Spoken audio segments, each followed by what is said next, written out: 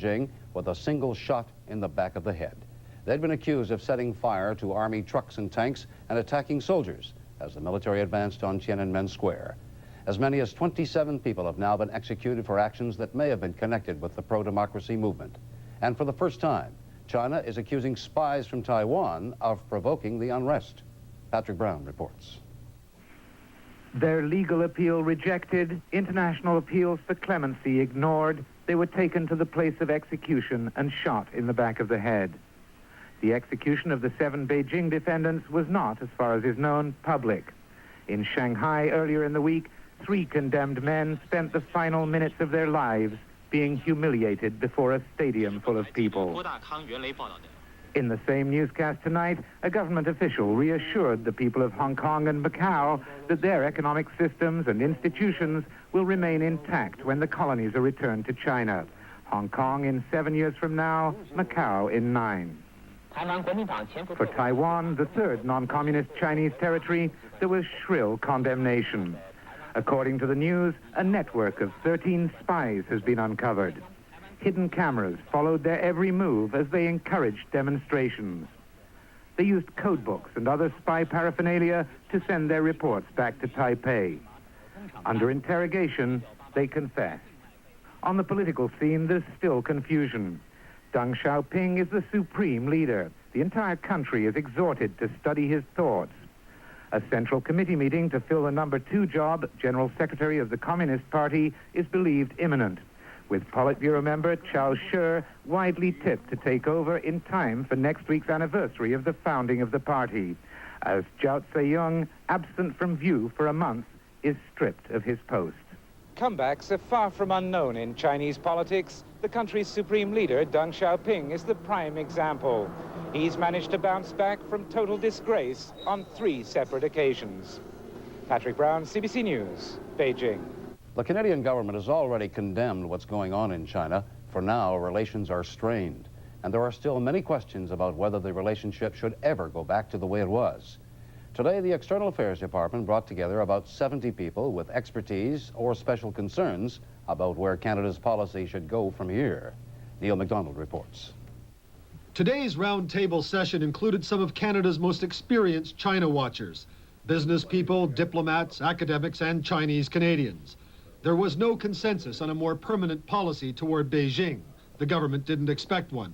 But one priority item was whether Canadian businesses should curtail their dealings with the government that massacred the students. That there is a general view, I think it's fair to express a consensus, that there cannot be business as usual, to use the language that was used by the Chinese regime. But some big companies think otherwise. The Montreal engineering firm of Lavalin handles big development contracts in China. Lavalin vacated its office in Beijing during the violence, but it'll be sending its people back. Business as usual? Business as usual, as far as we're concerned. Yeah. Lavalin says Chinese internal affairs are none of its business. The Chinese have their own way to settle matters. They have their own way to their own policies, and I'm being told that the way that what they did, they've been doing that for the last 1,000 years. Very good. A spokesman for a group of petrochemical companies agreed. Certainly it's not business as usual, but it's business. And all we really must assess now is new political and economic risks. One Chinese Canadian leader agreed it's in no one's interest to cut commercial ties. We're not asking for the withdrawal of all business from China, by no means. But there was general agreement that Ottawa shouldn't resume financing any business deals in China for the foreseeable future. Most participants also agreed that Canada should continue its embargo on exports of military equipment and some... No point in foreign countries like Canada attempting to interfere. John Sheehan of CBS News prepared this report. The 7 protesters executed in Beijing today were accused of hitting soldiers, capturing military equipment, and setting fire to trucks as the Chinese army shot its way toward Tiananmen Square nearly 3 weeks ago. Their deaths bring to 27 the number of people China has executed in 2 days in defiance of international appeals for clemency. China's Minister of Foreign Economic Relations and Trade said he thinks the executions of 3 men in Shanghai are good for business because the condemned had disrupted rail traffic in an important commercial area. I think it helps. We hate those people who destroy the transportation facilities. The three were put to death yesterday, charged with burning a train after it plowed into a crowd of protesters, killing 6. Foreign Trade Minister Zheng Tubin is the first high official to respond to foreign criticism of the mounting executions. Products for exports could not be shipped in the harbor for several days. The reason is that those people destroyed the railway lines. According to the minister, the protests that followed the Tiananmen massacre also interfered with the shipment of livestock to Hong Kong. Pressure on China from outside, said Zheng, is short-sighted and not sensible. Even those countries without death penalty, they would impose the most serious punishment. Zheng said that everything is back to normal and that American businessmen should now return. But under martial law, anyone who goes to his ministry to talk business will have to pass military guards with fixed bayonets. John Sheehan, CBS News, Beijing. Here in Vancouver, Chinese university students are afraid of the long arm of the Chinese Secret Service. In an open letter, the students say the Communist Party has ruled China by suppression and by fooling the people for 40 years. And they claim the Chinese government spies on them right here on campus. Here in Canada, we have reasons to believe that Chinese security people have taken photographs and videotapes for future persecutions, made blackmail phone calls to intimidate Chinese students not to participate in the pro-democracy movement, and even hire students to collect information on demonstrators in Canada. This student is taking postgraduate work at UBC. He asked us to blank out his face because he's terrified that the authorities back in China will find out what he has been saying. And he will likely apply for refugee status. People who have applied for refugee status are not released their names. Confidentiality is the priority here. And if possible, we would like to get, some students would like to have a work permit to work here legally to finance themselves for a while. Michael Lee is from Beijing. He's been here for 2 years and hopes to stay until the present Chinese government is replaced. Lee, who agreed to go on camera, says Canadians have no idea what it's like to live under a communist regime. It takes too much effort for an ordinary Canadian to imagine what kind of pressure you are in when you live in a country like China when it comes to a harsh time like this. The student group. The National with Sheldon Turcott. Good evening. China's political power struggle is clearly at an end, and the hardliners have won. Today, the Chinese Communist Party fired its moderate leader, Zhao Jiang. Stripped of all his power, Zhao's fate is still unclear. He's allowed to retain his party membership, but a statement issued today said the leadership would continue to investigate his case. Zhao's replacement is a relative unknown. He's Jiang Zemin, the Shanghai party leader and former mayor. Jiang, who is 62, has a reputation for toughness. When the pro-democracy protests spread to Shanghai, he moved swiftly, shutting down the country's most liberal newspaper and placing it under government control. His appointment as general secretary is seen as a clear sign that Supreme Leader Deng Xiaoping is firmly in control. A report from Patrick Brown in Beijing. The Central Committee of the Chinese Communist Party met in secret in the Great Hall of the People for 2 days before the decision was announced and the pictures shown on television. The party has a new general secretary, Jiang Zemin, known as an enthusiastic economic reformer when he was mayor of Shanghai, but a political conservative when it came to putting down the student protest. Absent from the meeting was his predecessor, Zhao Ziyong, last seen pleading with students to end their occupation of Tiananmen Square more than a month ago. As well as being dismissed as general secretary, he's been kicked off both the Politburo and the Central Committee. The accusations against him included supporting people trying to overthrow the party and taking the road of bourgeois liberalism. This final act of the power struggle ended in a clear victory for the political hardliners led by Premier Li Peng. Significantly, Li Peng said that despite his serious mistakes, there had been some merit in Zhao's work on the economy. The party line, as defined by China's supreme leader, Deng Xiaoping, has been given the Central Committee's rubber stamp. Economic reform, yes, political reform, no. The serious cracks which appeared in the party, the army, and the government during the protests have been papered over. The new consensus on hardline policies and personalities was built only through the personal authority and manipulative skills of Deng Xiaoping. As they follow orders to study his thoughts diligently and learn from them, the Chinese people must be wondering what will happen when the 84-year-old... Zhao has been replaced by Jiang Zemin, the party leader in Shanghai, now promoted to party general secretary. The firing of Zhao is a clear victory for the old men of the party, contemporaries of Mao Zedong, who resurfaced to lend their authority to the brutal crackdown on student dissent. They may not be as happy with his replacement. Some observers see the new man, Jiang, as a careful compromise. With more now from China, here is Roger Smith. These old men won't give up their grip on China. They're defenders of the communist revolution, enemies of change. For them, getting rid of the reformer Zhao Ziyang was a victory, and on Chinese television they lead the propaganda push to support that decision. The People's Daily trumpeted the changes, explaining why the old party boss is suddenly bad and the new one is good. In China, the characteristics of a leader may not be known by common people.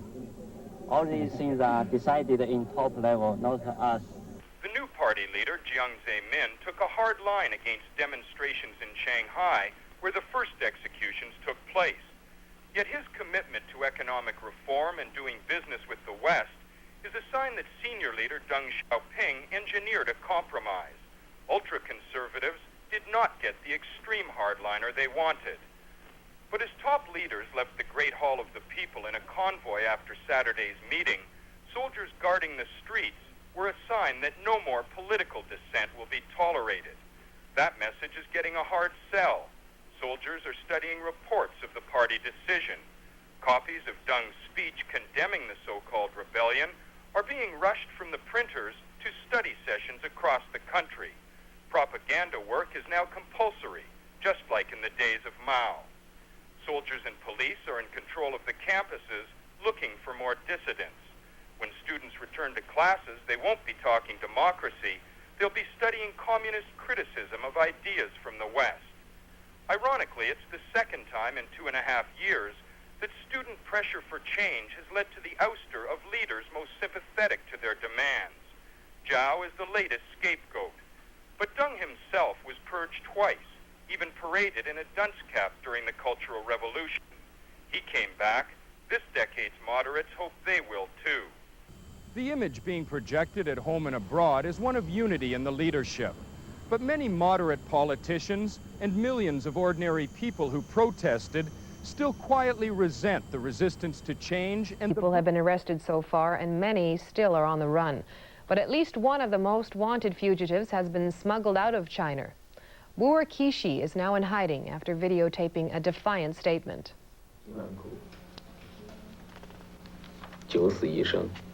Things have been difficult, but at least I'm still alive. Many of my fellow students will rest forever on Chang'an Avenue and on Tiananmen Square.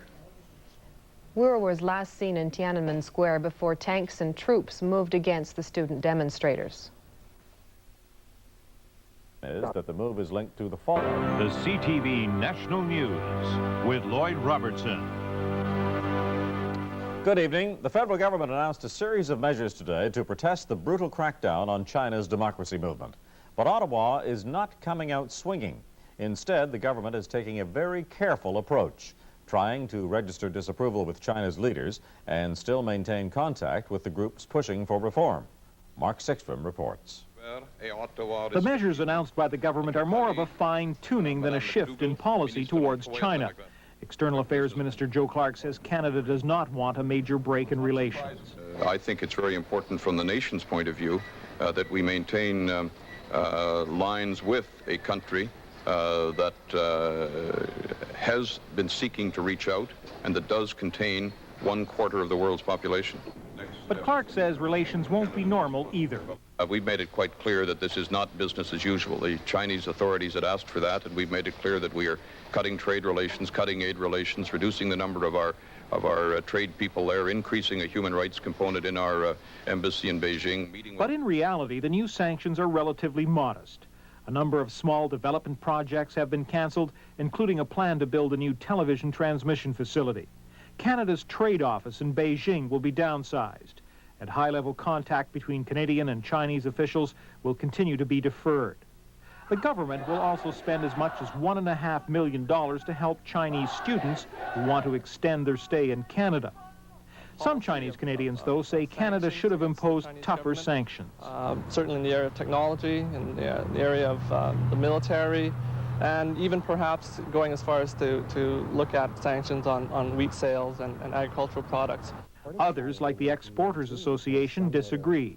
And it seemed putting on business sanctions wouldn't achieve anything in the area of political reform. It wouldn't advance the process. It might make people feel good for a few hours or a few days, but it wouldn't really help in the process. So why do it? Canada has not ruled out stiffer sanctions if the repression continues. But for now, the government will wait to see how the situation in China unfolds. Mark Sickstrom, CTV News, Ottawa. CTV correspondent Roger Smith has been in China during the last several weeks. Tonight, he's in Hong Kong and on the line with me now. Roger, what effect, if any, could these measures be expected to have on China? Well, the Chinese government is basically saying it doesn't care at all what the West thinks. It says it has enough links with enough countries that measures taken by a few won't hurt. But I think there is some brave talk there. The Chinese economy is already in a mess, and sanctions taken by the outside world will increase the government's problems. Ultimately, it's what effect these measures have on the people that counts the most, presumably. You've talked to a lot of people on the street there. How do they want the outside world to respond to the crackdown? Well, it's important to remember that the open-door policy and economic reform of the past decade is what has led to this pressure for political change. Reformers, people in the protest movement were worried that the West would overreact in the emotion of the moment and cut China off completely. They say it's important that they have these links with the West. Out of China have turned up in the West and issued a statement on videotape denouncing Beijing for the massacre. Yan Jia and Wu Kai-shi, who's already spoken from exile, are apparently in hiding in Paris. They said today they're setting up an organization to fight for freedom in their homeland. The two men said their new movement is calling for a worldwide commemoration of the Tiananmen killings in September on the 100th day of mourning. They want every June the 4th to become the Day of the Chinese Martyrs, and they want the Nobel Peace Prize to go to the students and the people of Beijing. At the end of the statement, both men stood for a minute's silence in honor of those who died in the Army's assault. The Chinese government marked the one-month anniversary of the massacre with a ceremony in Beijing honoring only the soldiers who were killed. Tiananmen Square is now under the Army's tight control, but as our Asia correspondent George Trammell reports, the city is not quite back to normal. Today, the government paid homage to 10 soldiers who died a month ago during the storming of Tiananmen Square. They were posthumously honored as guardians of the Republic. Meanwhile, Tiananmen Square is still patrolled by the army. These soldiers came to take their oath as new members of the Communist Party. They did so right at the foot of stairs, still bearing traces of the June 4th massacre. For this young party member, the troops were welcome. They come here not for against the people, but they come here to help the people. A little more than a month ago, Tiananmen Square was filled with students, onlookers, hunger strikers. They were asking for freedom of the press, the end of corruption at the highest levels of the Chinese Communist Party, and some steps towards democracy in China. Instead of concessions, there was brutal repression. In the early hours of June the 4th, the Chinese army attacked. Very little is left to see. Only the marks from tanks on the pavement. And on the north side of the square, a fading inscription that reads, Nankai University Hunger Strike Group. At first glance, Beijing seems normal, but appearances are deceiving. The majority of the people of Beijing are keeping silent, but their anger runs deep. By day, the army parades on Tiananmen Square, but at night, gunfire is often heard around Beijing. Last week, the bodies of 2 soldiers were fished out of a canal. They had been strangled. A month later, a Beijing citizen still dares a gesture of defiance. A V for victory, very quick, but nevertheless right in front of soldiers. Tiananmen Square is the political heart of China. It is also the heart of the city for the people of Beijing. He decided to take a stand the best way he knew how, with music. So he teamed up with arranger Dave Baca and recorded a unique song, Tears in Beijing.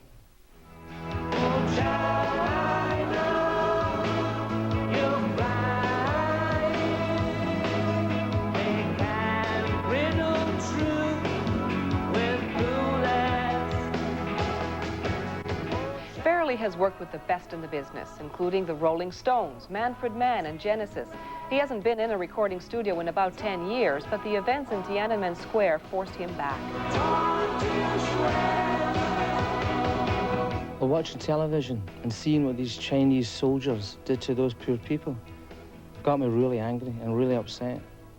So I decided to write a song about it.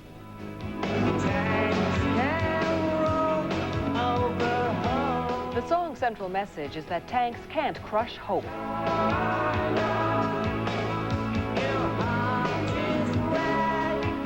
Fairley took 4 days to record Tears in Beijing, and he sings it with the help of the Cawthra Park Secondary School Choir from Mississauga, Ontario. Tears in Beijing.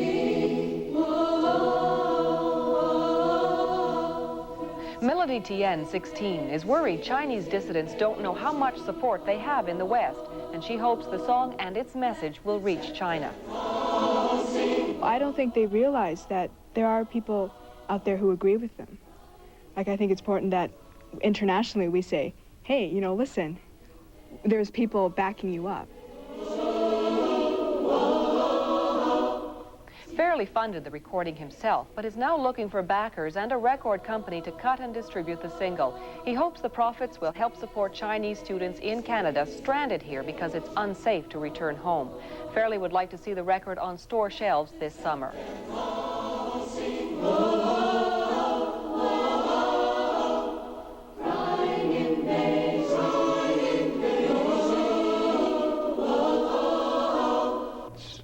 The ceremony was in Paris. Chinese students who fled there. The French have made a point of suggesting that while the world media watched closely the events in Tiananmen Square in May and early June, and there was the goddess of democracy, the Statue of Liberty-like figure that was put up by the students near the portrait of Mao Zedong, that the first slogan that many of the Chinese students, and these are they, earlier in Beijing, these pictures were taken in May in Beijing while the rehearsals were underway. The French have pointed out that one of the first slogans the Chinese students used was equality, liberty, fraternity, of course, the slogan of the French Revolution. And I think many in Tiananmen Square sang the Marseillaise in those critically important days just before the army cracked down on the student democracy movement. So what you're looking at now are pictures of what you would have seen here in Paris tonight had the events of June 3rd and 4th not happened. The Chinese students, actors, actresses, dancers, singers who were to come to this celebration were to perform like this. And this is the undercurrent of Guge's theme tonight, the universal nature of music around the world. He saw this as, in many ways, sort of the original breakdancing, and he couldn't believe that he could go to Beijing and see this going on amongst students and dancers there, but he did, and he wanted to show that tonight, along with all the other different displays and acts that we'll be seeing.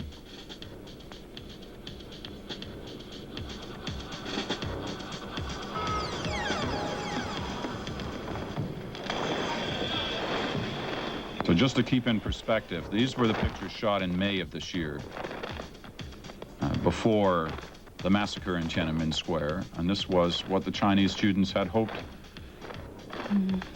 to do in Paris tonight. But instead, a much more silent vigil, walking the streets of Paris and, of course, along the Champs-Élysées.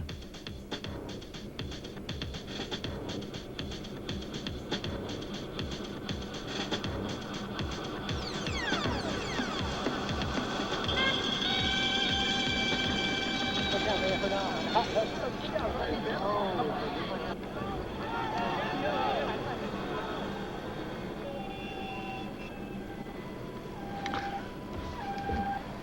we remember these scenes of not that long ago, 6 weeks ago, when the democracy movement was alive and protesting in the streets of Beijing, now back to Paris.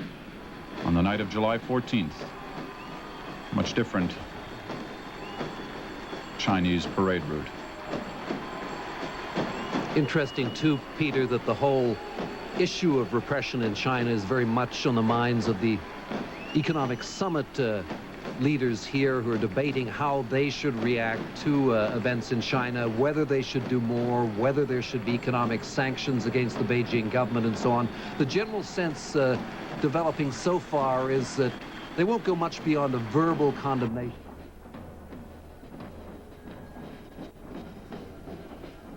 Well, now you're starting to get the sense of a real parade going on as the more and more of the different acts become a part of the... High winds and rain are expected to continue tomorrow. Tragic video, it just reminds us how lucky we are here. Here's Phil with tomorrow's weather. There's a lot of people around here who want to do this to me and then hang me up from the grid, and I don't blame them at all, because it didn't turn out the way it was supposed to today.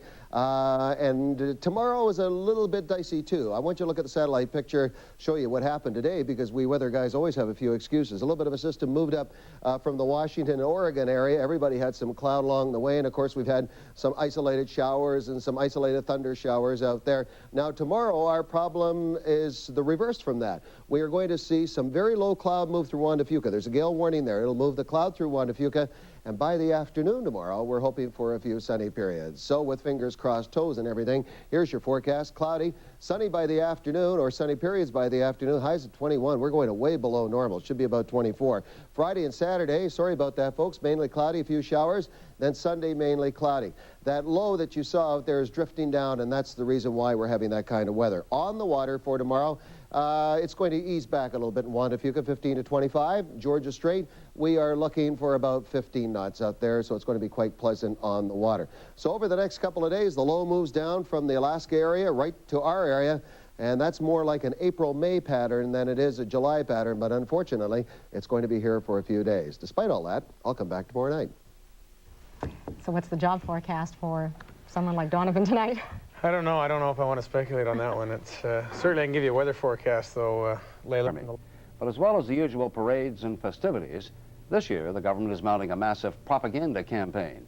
It's aimed at wiping out all memories of the Beijing massacre nearly 2 months ago. Government leaders personally thanked the soldiers who put down the rebellion. Here are the students. After the election, which way for South Africa? Reform or repression? And on the diary, the virus that may keep the horses away from the 1992 Olympics. The Journal with Terrence McKenna and Noel Richardson.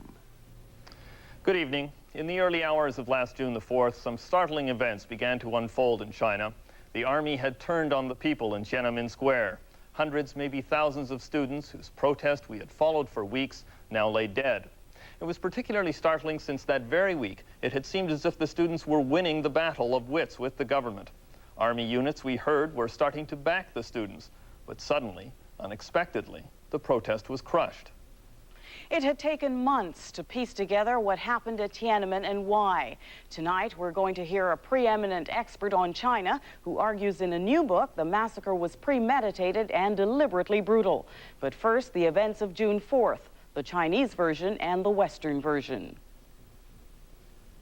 The four-part documentary is called Ordeal of Blood and Fire. The film claims the uprising was primarily caused by hooligans and thugs who used violence to challenge the state.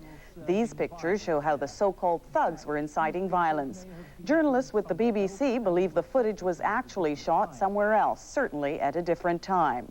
Ordeal of Blood and Fire also upholds the Communist Party line that few people lost their lives in the uprising and that students in Tiananmen Square were spared. There was not a single death among the sit-in students at the square, not even those who were forced to leave at the last moment. This This is what Western camera crews captured. Tanks smashing through barricades, the army clearly the aggressor. And then the pandemonium in the square.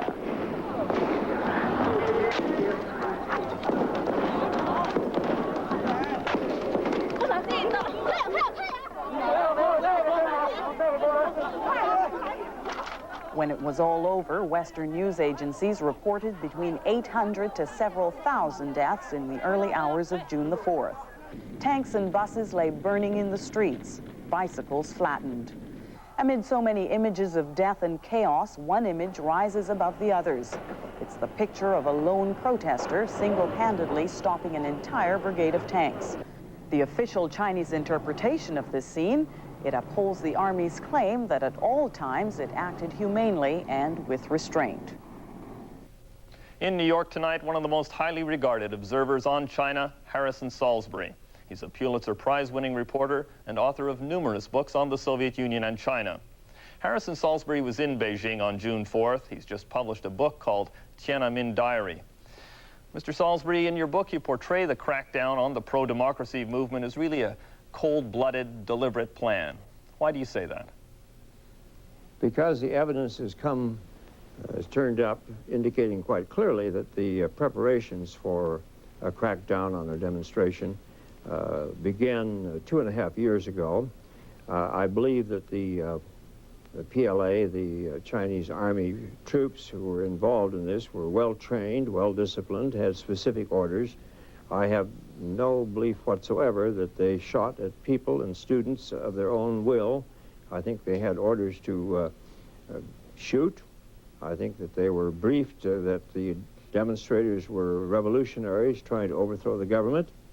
I think they were briefed that the state of martial law forbid anybody to be on the street, and anyone that they found on the street was per se an enemy, and they simply carried out their orders. I think that was the objective of the Chinese government to demonstrate they had the power and the guns to enforce terror, and that's the thesis of Tiananmen Diary. Li Peng and others in the Chinese leadership have suggested that that's not the case, of course, that they didn't have any tear gas handy, that they were firing because they were panicking. The army was panicking as they were being attacked by the students. Why do you say that's not true? The tear gas was used in Tiananmen Square on Saturday, the 3rd of June, when I was in the square. It was used quite effectively by several detachments of troops to disperse crowds. On one occasion it was used ineffectively, but it was not for lack of tear gas. They had it.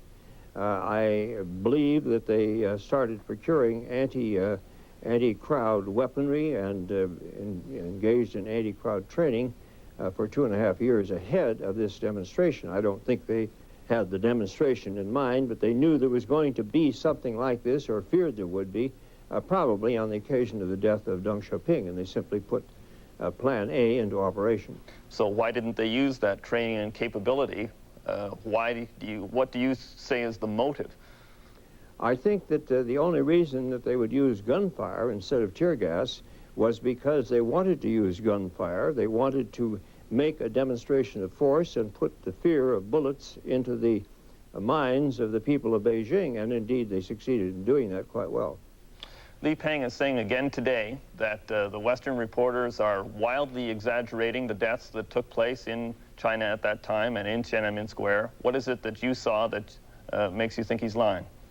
Well, if you read Tiananmen Diary, you'll see a minute-by-minute almost account of the gunfire out of Tiananmen Square, the actual bullets coming from there and coursing past the hotel and the balcony where I was standing, real bullets, 2 people killed right before my eyes, right under my window, and perhaps 100 people killed between the hotel and the square in a distance of about a block within a few hours. Those people were dead, and they were seen. There was no question about that. There were reporters, Western reporters, Chinese reporters, Japanese reporters, British reporters in the square, and some of them had the courage to stay in the square on the morning of June 4th until 5 a.m. They saw students being shot, killed, dead, bodies lying in the street. Why does the government say there were no one killed in Tiananmen Square? I think they try to convince perhaps some of the leaders who didn't see what happened, who were far away and not present on the scene, and perhaps they're trying to present a credible platform, not for the people. The people of Beijing know very well what happened, but for the army itself. The PLA, the People's Liberation Army, has a proud reputation as being the army of the people. It would be incompatible for many of the officers and troops of that army to believe that the events that happened in Tiananmen actually happened, and therefore they say, no, nothing happened. Well, of course, it's ridiculous. Okay, Mr. Salisbury, we'll come back to you in a moment for some final thoughts, but first another perspective on what happened during those days in Tiananmen Square. One journalist who's followed events from the beginning is Jan Wang, Beijing bureau chief for the Globe and Mail. During the Tiananmen massacre, she took us to the streets of Beijing with reports like this, broadcast on our program. I can see the Great Hall of the People from my hotel. I can see Tiananmen Square, part of it. And I can see Chang'an-Jie, or the Avenue of Eternal Peace, where all the tanks keep going up and down, and the troops keep going up and down and shooting. Jan Wang joins me now in studio. She's back in Canada on a short vacation. She returns to Beijing on Friday.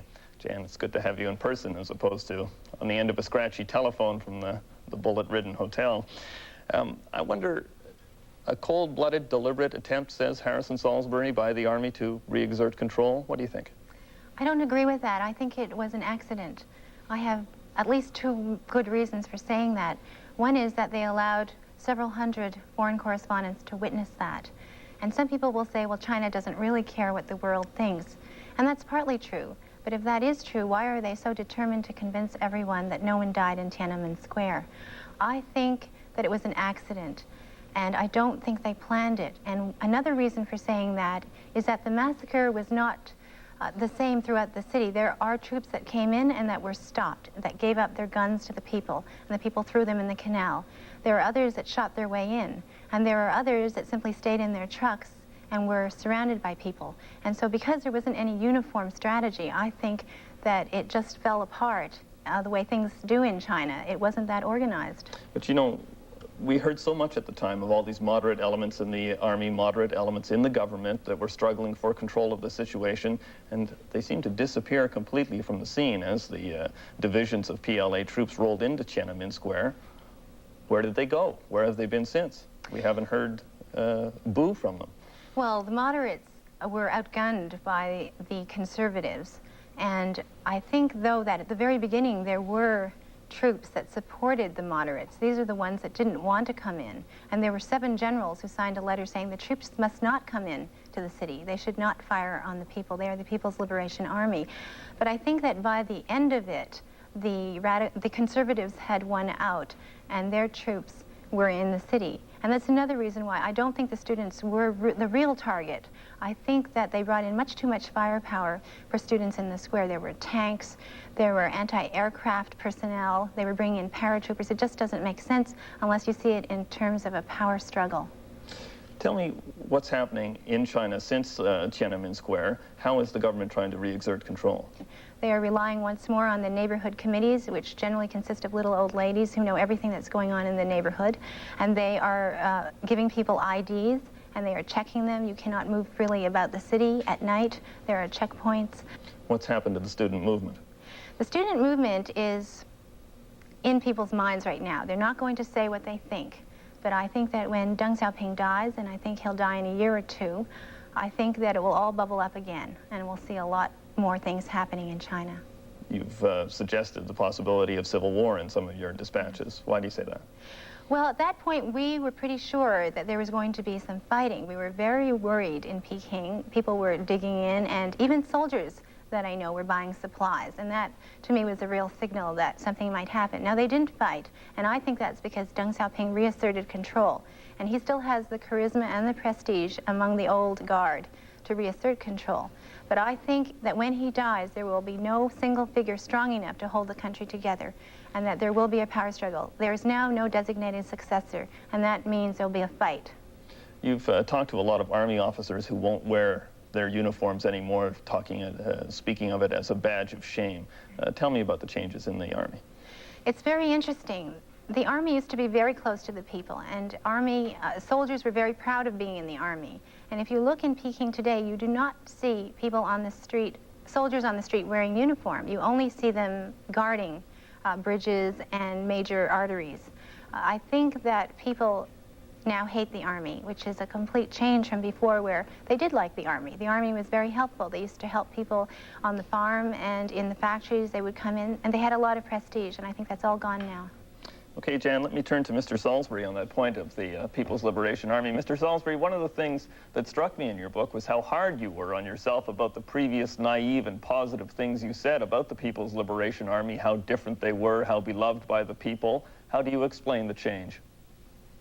Well, very much as Jan does. I agree with her analysis almost entirely, because I believe that the PLA had this image, and had this image itself of being part of the people, of helping the people. It had, after all, after winning the Civil War and coming into power, most of the time the Army spent in good works, in civil works, in construction and things of that kind. And people used to send their children out to school or onto the street and say, if you get into trouble, go to a soldier and he'll help you out. I don't think they do that now. It's a terrible thing that's happened, and the Army has lost that.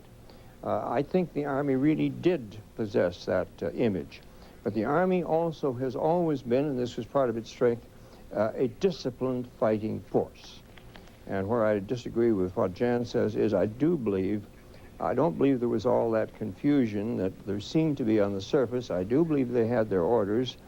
The troops that were surrounded and didn't fire on the people, in many cases, were not armed, and they were in trucks, not these armored columns. That's what I'm talking about, really, these armored columns that I saw whiz by, and I'm sure Jan saw them as well, roaring down Chang'an Avenue and into Tiananmen Square, making such a noise with their motors and things of that kind, that if the people shouted to them, as they did, "We're the people and you're our army," they couldn't hear a single word.